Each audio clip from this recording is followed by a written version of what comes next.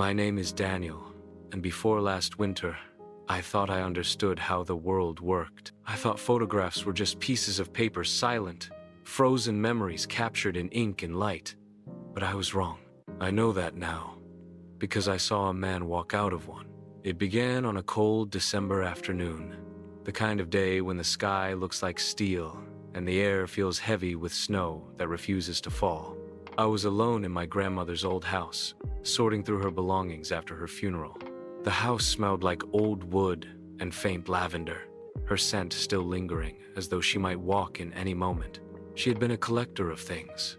Books piled high in every corner, wooden clocks with golden hands that hadn't ticked in years, faded letters tied with string, their ink blurred with time.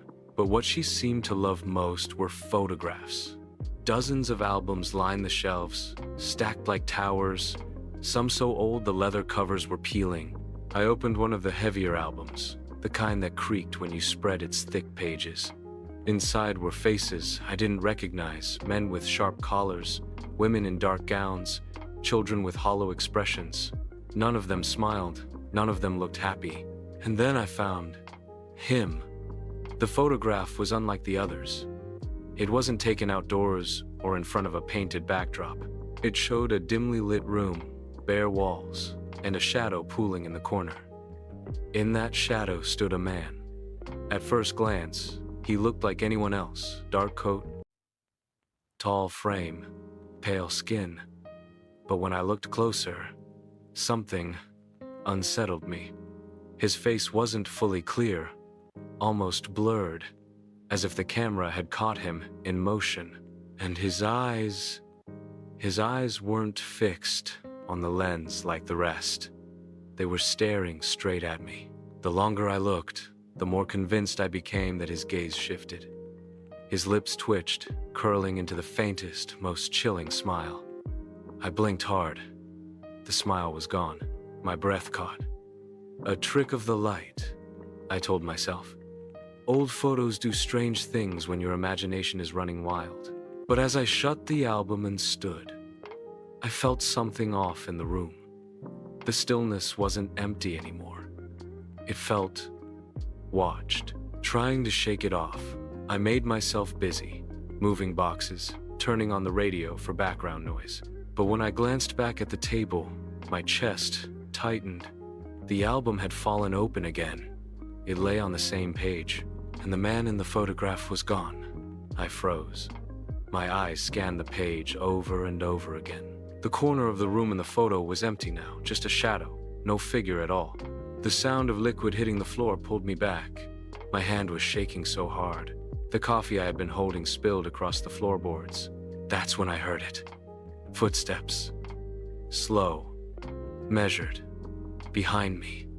I spun around so fast my mug shattered on the floor. Nothing. Just shelves, dusty lamps, and stacks of boxes waiting to be packed. My heart thundered. And then I saw it. The floor near the doorway. Wet. As though someone had stepped in with shoes soaked from rain. But there was no rain outside. The ground had been dry all morning. I told myself I was tired, stressed. Grief does strange things. But the rational explanations felt paper-thin compared to the dread rising in my chest. I forced myself to breathe, to calm down. I shut the album and shoved it back into the box. Out of sight, out of mind. Or so I thought. That night, as I tried to sleep in the guest room upstairs, I woke to the sound of a door creaking open. I told myself it was the wind. An old house like this creaks. But then came the footsteps. Slow, heavy, crossing the floor below. I held my breath. My grandmother's house hadn't had visitors in months, not even before she passed. I was supposed to be alone. The steps stopped directly under my room. I didn't sleep. I couldn't. I waited for the first light of dawn before daring to move. When I finally went downstairs, the air was thick, colder than it should have been. And on the living room table, where I had left the box closed, the leather album was open again. The man was back in the photograph. But he wasn't in the corner anymore. He was closer, standing in the center of the room in the picture, facing the camera, his eyes fixed on me, and he was smiling. I slammed the album shut, my hands trembling. I wanted to throw it into the fireplace, to watch the leather curl and the pages burn, but something stopped me. Maybe fear, maybe curiosity. A part of me felt like destroying it might make things worse. I left the house that morning, deciding to take a break. I drove into town, wandered through streets, sat in a cafe for hours just to avoid being there. But the strangest thing happened. When I came back, the house smelled faintly of wet earth, and on the wall of the hallway, smeared across the wallpaper in something dark, were 4 words: "Do not look again." My knees went weak. The writing looked like mud or something worse. I refused to touch it to find out. That night, I didn't stay at the house. I checked into a motel a few miles away. But no matter where I went, I couldn't shake the image of that man's eyes. They followed me in my dreams, in the shadows at the edge of every room. And deep down, I knew the truth. He wasn't just in the photo anymore. He was here. I didn't go back to my grandmother's house for 3 days. I told myself I needed space. That grief was making me see things. That exhaustion had bent my mind into believing in shadows. But deep down, I was afraid. Afraid of the album, of the writing on the wall, of those eyes that seemed to peer straight into me. On the 4th day, guilt pushed me back. My grandmother's belongings weren't going to sort themselves, and the longer I stayed away, the worse it would feel. So I drove back. The house sat there waiting, quiet and hollow, its windows like tired eyes. When I unlocked the front door, a smell hit me immediately. Dampness, like soil after rain, only stronger, heavier, as though the air itself had been soaked. I flicked on the lights, half expecting the writing on the wall to greet me again. But the wallpaper was clean, perfect, like nothing had ever been there. For a moment, I almost laughed, relieved. Maybe it had been my mind playing tricks. Maybe the writing was never there at all. But when I stepped into the living room, that small comfort cracked. The leather album was on the table again. I hadn't left it there. I had shut it in the box. I was sure of it. Hands trembling, I leaned closer. The album was open to the same page, to the same photograph. Only the man wasn't in the center of the room anymore. He was closer, standing in the very foreground, his face clear now, his eyes sharp and unblinking. The blur was gone. Every line of his jaw, every shadow on his skin, every strand of dark hair was visible. And in the bottom corner of the photo, faint but unmistakable, was something new. A hand, pressed flat against the inside of the frame, like he wanted out. My throat went dry. I stumbled backward, nearly tripping over a stack of boxes. I couldn't look away. His expression wasn't just a smile anymore, it was hunger. I slammed the album shut and shoved it under a pile of newspapers. Then I ran out the door like a coward, standing in the yard, gasping for air, snowflakes clinging to my coat. I don't know how long I stood there, maybe minutes, maybe longer. Eventually, I forced myself back. Inside, repeating in my head that I wasn't going to let a photograph control me. But that night, when I finally gathered enough courage to sleep in the upstairs guest room again, I was woken by a sound that made my blood run cold. The creak of the staircase. One step, then another. Slow, heavy. I sat up, my heart hammering so hard I could barely breathe.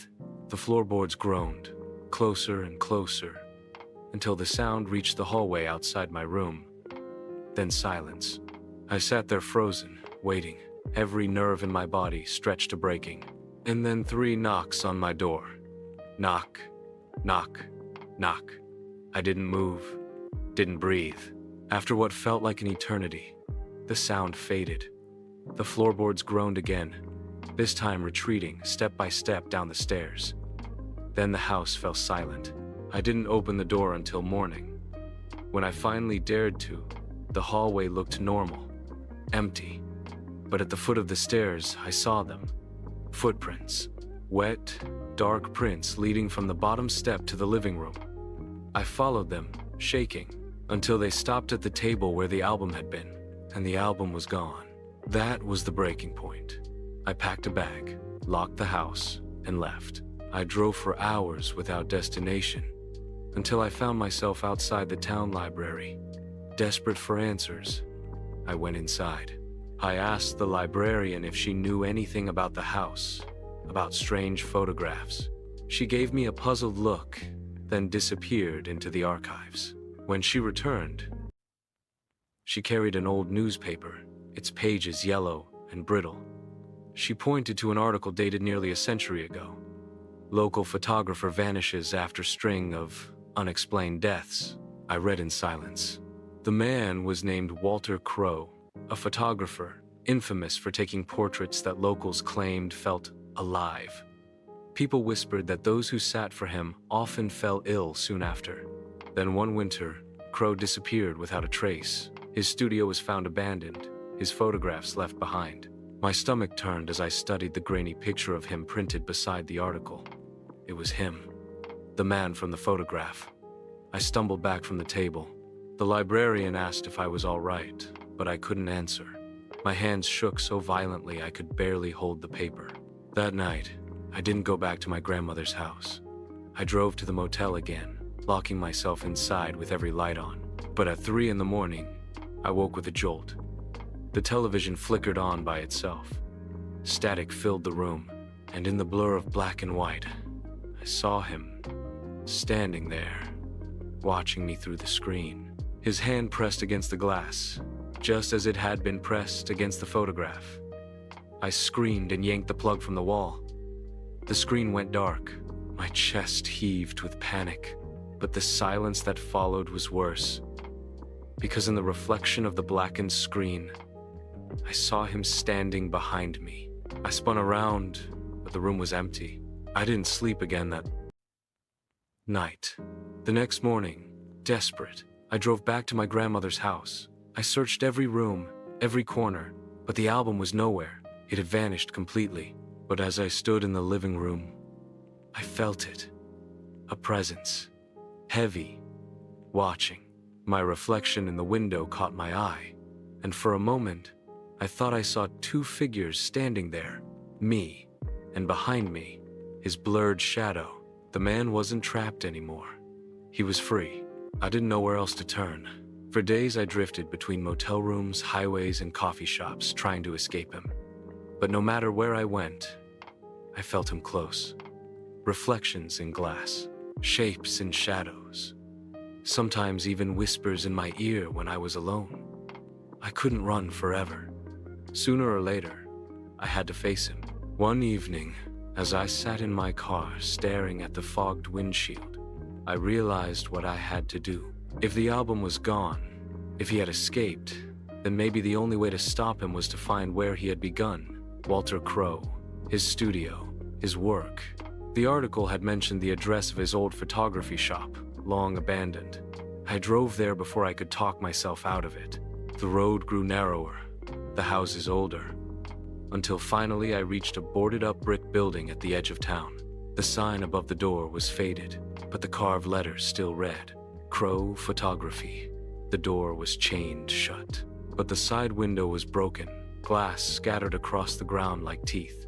I pulled myself through, landing in the dark room with a hollow thud. The air was thick with dust, heavy and stale, as though no one had stepped inside in decades. Old cameras lined the shelves, their lenses cloudy. On one wall hung dozens of frames, their photos faded with age. I raised my flashlight. Each photo showed a person, men, women, children, but none of them looked normal. Their faces were too sharp, their eyes too alive. It was like they were staring straight through me, and then I saw it. The same leather-bound album, sitting on a pedestal in the center of the room, as though waiting for me. My throat went dry. I stepped closer. The cover was coated in dust, but when I touched it, it felt warm, alive. I opened it. The photographs inside weren't still. They moved. Faces shifting, lips trembling, eyes blinking. Some mouths opened in silent screams. I flipped the pages faster, my heart racing, until I reached the last one. There he was, Walter Crowe, standing not in some old studio anymore, but in my grandmother's living room. Clear, sharp, smiling, and behind him, in the corner, was me. I staggered back, dropping the book. It landed open on the floor, the photo staring up at me. Then, from the shadows, I heard his voice for the first time. Low, smooth, hungry. "You see me now." I whipped around, the beam of my flashlight shaking. And there he was, stepping out of the darkness, taller than I imagined, his eyes gleaming like wet glass. His smile was wider now, too wide. I stumbled backward, tripping over the pedestal. "What do you want from me?" I choked out, his head tilted, bird-like. "You've looked too long. You've let me in. You belong with the others." He pointed at the wall of photographs, and to my horror, I saw movement within them. The people trapped inside began pressing their hands against the glass, their faces twisted with desperation. They weren't just pictures. They were prisons. "No," I whispered. "Not me." I grabbed the album and swung it at the pedestal. The glass shattered, frames falling to the ground. The building groaned, as though the walls themselves were waking. Walter roared, his voice shaking the air. The photos around me trembled, their figures thrashing inside. In desperation, I fumbled through the album's pages until I found his image again. Without thinking, I tore the page out and held it to the beam of my flashlight. The paper curled, blackening as the flame caught. His scream was inhuman. He lunged at me, his face twisting into something monstrous.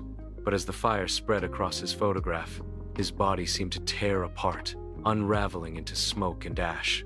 His hand reached for me, inches away, before crumbling into nothing, and then silence. The room was still. The photographs on the walls were empty now, their frames blank. The people were gone, freed or erased. I couldn't tell which. I stood there shaking, the burnt page still smoldering at my feet. When I finally stumbled out into the night, the air was fresh, the weight lifted. For the first time in weeks, I felt alone, not watched, not followed, just alone. I drove until dawn, and when I reached home, I collapsed on my bed and slept for 12 straight hours. But even now, weeks later, I'm not sure it's over. Sometimes, late at night, I wake up to the sound of my camera clicking in the dark. Sometimes I catch glimpses of faces and reflections that don't belong to me. And sometimes, when I close my eyes, I see him, Walter Crowe, still smiling, still waiting.